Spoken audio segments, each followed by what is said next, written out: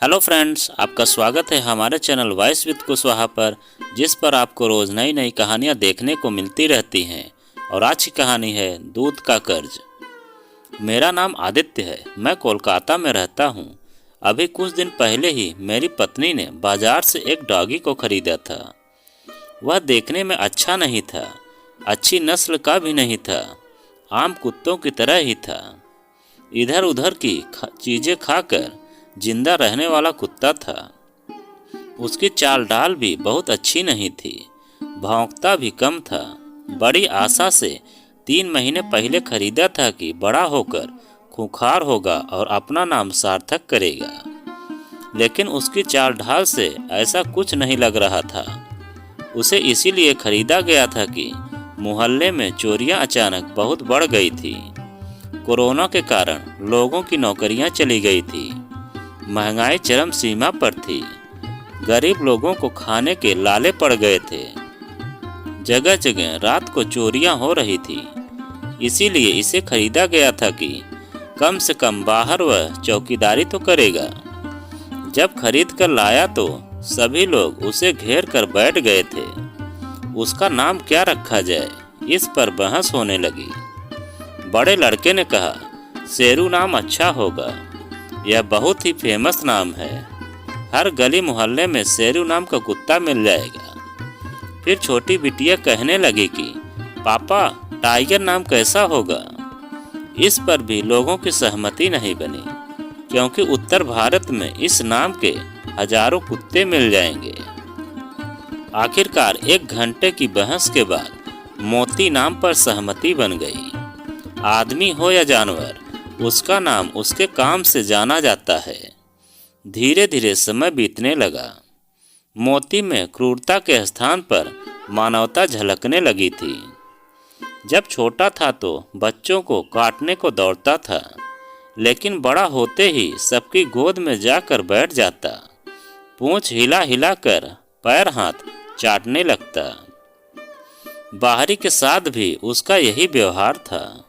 जिस उम्मीद के साथ उसे खरीद कर लाए थे, उस पर वह खरा नहीं उतर रहा था।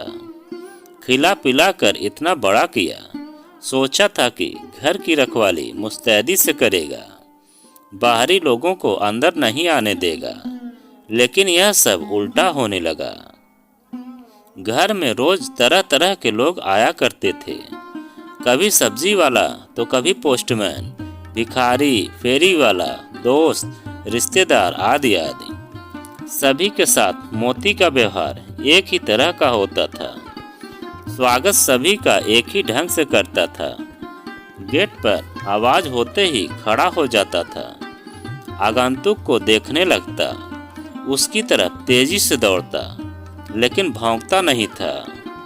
मेहमान का स्वागत पूंछ हिलाकर, सिर नीचे करके करता था। आने वाले तो उसे देखकर डर जाते थे कि कहीं काट न ले, लेकिन उसके व्यवहार को देखकर लोगों के मन में डर की भावना खत्म हो जाती थी। कोई भी मेहमान उसकी बड़ाई करते थकता नहीं था। जिससे मैं मिलना नहीं चाहता था, उसे भी वह खींच कर ले आता था। लेकिन उसके इस व्यवहार से घर वाले बहुत नाराज रहने लगे, मुझे ताना देने लगे। घर की मालकिन कहती कि खाता तो यह हाथी के बराबर है, इस महंगाई में इसे पालना मेरे लिए बहुत मुश्किल हो गया है। इसे दूध, चावल और मीट खिलाने में जितना खर्च होता है, उसमें तो 2 पहरेदार रखे जा सकते थे। घर पर हमने बहुत सारे फूल लगा रखे थे, लेकिन उसकी भी वह रखवाली नहीं कर पाता था। सवेरे ही लोग फूल तोड़ ले जाते थे, लेकिन मोती उनका स्वागत ही करता था। भौंकना तो वह जैसे जानता ही नहीं था। माँ कहने लगी कि अब उसे रात को कमरे में बंद कर दिया करो, नहीं तो वह चोर को भी बुलाकर सारा घर दिखा देगा। वह भौंकता तो था ही नहीं, इतना शांत कुत्ता तो मैंने दुनिया में नहीं देखा। अगर वह भौंकना शुरू कर दे तो कुछ बात बने, लेकिन ऐसा उसमें कुछ भी नहीं दिखाई पड़ रहा था। वह एक सज्जन इंसान की तरह सभी से व्यवहार करने लगा था।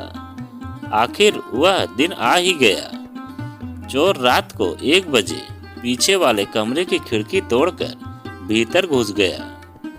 उसने घर की सब अलमारियों और बॉक्स खोल डाले। औरत के सारे कीमती जेवरों की पोटली बनाकर बाहर निकलने की तैयारी करने लगा। खिड़की से जैसे ही उसने बाहर निकलने की कोशिश किया, मोती उसको बड़ी उत्सुकता से देख रहा था। चोर डर गया। उसने सोचा कि अब वह पकड़ा जाएगा, कुत्ता जरूर भौंकेगा, लेकिन ऐसा कुछ नहीं हुआ। मोती ने तो चोर की गोद में अपना पैर रख दिया, प्यार से पूंछ हिलाने लगा। चोर को लगा कि वह भूखा है। उसने बड़े प्यार से उसका सिर सहलाया और आगे पोटली लेकर चलने लगा। धीरे से फाटक खोला और बाहर निकल गया। मेरा मोती भी उसके पीछे पीछे चल दिया। चोर को मोती बहुत पसंद आ गया था। इसके पहले भी वह कई जगह चोरी कर चुका था, लेकिन कुत्ते के कारण पकड़ा गया था। 3 साल बाद जमानत पर छूटा था, लेकिन चोरी करने की आदत नहीं गई थी। जिंदगी में पहली बार उसको ऐसा कुत्ता मिला था जिसने चोरी करने में उसकी सहायता की थी। उसने मोती को दोस्त बना लिया, उसे अपने घर ले आया। वह चोर जब सोता तो उसकी बगल में मोती भी सो जाता। जब वह खाने को बैठता तो उसकी बगल में मोती भी दुम हिलाते बैठ जाता। जब नहाने जाता तो वह गंगा के किनारे इंतजार करता रहता। नटवर चोर का घर गंगा के किनारे एक घाट पर था। अपने पापों को वह गंगा में नहाकर धो डालता था, ऐसी उसकी सोच थी। दरअसल मोती कुछ ज्यादा ही अब उसे परेशान करने लगा था। जब वह रात को चोरी पर निकलता तो भी वह उसके पीछे लग जाता था। उसे मना करता और कहता, भैया मुझे कुछ पल के लिए तो अकेला छोड़ दो, मगर वह कहाँ मानता, बल्कि और गोद में छिप कर बैठ जाता। वह भी चोर की तरह ही व्यवहार करने लगा था। आखिर जानवर ही तो था। इधर मोती के अचानक गायब हो जाने से घर में बड़ी खलबली मच गई थी।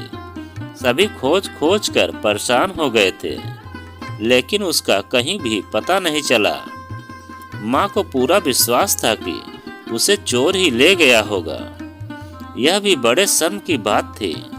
कुत्ते को अगर चोर ले जाए तो वह कितना सीधा कुत्ता होगा, इसका अनुमान लगाया जा सकता है।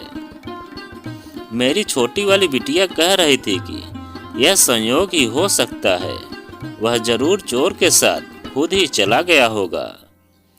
उसके रहते चोर ने कैसे चोरी करने की हिम्मत कर ली, इस बात का बाहरी लोगों को विश्वास नहीं हो रहा था। हम तो मन ही मन खुश हो रहे थे कि चलो सिर का बवाल हट गया, चोर जेवर ले गया, इसका हमें बहुत ज़्यादा दुख नहीं था। हमने पुलिस को शिकायत जरूर दर्ज कराई थी, लेकिन 1 महीने बीत जाने पर भी कुछ रिजल्ट सामने नहीं आया। इसीलिए पुलिस स्टेशन जा रहा थे। मेरी छोटी बिटिया भी मेरे साथ थी। मोती उससे बहुत मुंह लगा हो गया था। वह हमेशा उसके साथ खेला करती थी। जब वह गायब हो गया तो उसने 3 दिनों तक खाना नहीं खाया था। बाजार में अचानक मोती बिटिया को दिखाई पड़ गया। वह किसी के साथ पीछे पीछे जा रहा था। बिटिया जोर से मोती मोती चिल्लाई। आवाज सुनकर नटवर चोर ने पीछे मुड़कर देखा और तेजी से भागना शुरू कर दिया। मोती यह सोचकर कि उसका दोस्त उससे पिंड छुड़ाना चाहता है, उसके पीछे भागना शुरू कर दिया। मैं भी मोती मोती चिल्लाया। उसने मेरी तरफ देखा और फिर अपने दोस्त को रुकता न देखकर तेजी से भागना शुरू कर दिया। नटवर ने भी अपनी रफ्तार बढ़ा दी। मोती किसी भी तरह उस चोर को रोकना चाह रहा था, इसीलिए उसने आगे लपक कर उसका रास्ता रोकने की कोशिश करने लगा। ऐसे में नटवर चोर उसके ऊपर ही गिर पड़ा। जमीन पर गिरते ही उसकी जेब से कुछ जेवर नीचे गिर पड़े। वह चोरी के जेवरों को किसी दुकान पर बेचने जा रहा था। मैंने उस जेवर को पहचान लिया। वे सारे जेवर मेरी वाइफ के थे।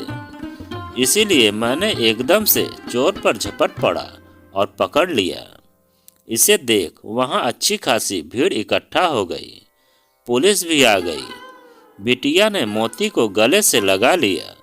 उसकी आंखों से आंसू टपक रहे थे। ऐसा लग रहा था कि दो पुराने दोस्त मिल गए हों। जेवर मिल जाने की खुशी से हम तुरंत वापस घर चले आए। मोती तो अब जैसे हीरो बन गया था। माँ, बहन, बेटे बेटियां सभी उसे गले लगा रहे थे। घर की मालकिन भी तुरंत कटोरी में दूध लाकर उसे पिलाने लगी। मोती बोल नहीं सकता था, लेकिन आज सभी को उसने अपनी वफादारी का पाठ पढ़ा दिया। उसने हमारे दूध का कर्ज अदा कर दिया था। तो दोस्तों, यह कहानी आपको कैसी लगी कमेंट में लिखकर हमें ज़रूर बताएं। और आप अगर हमारे चैनल पर नए हों तो प्लीज़ चैनल को सब्सक्राइब करें और वीडियो को एक लाइक ज़रूर करें और एक प्यारा सा कमेंट हमें ज़रूर करें।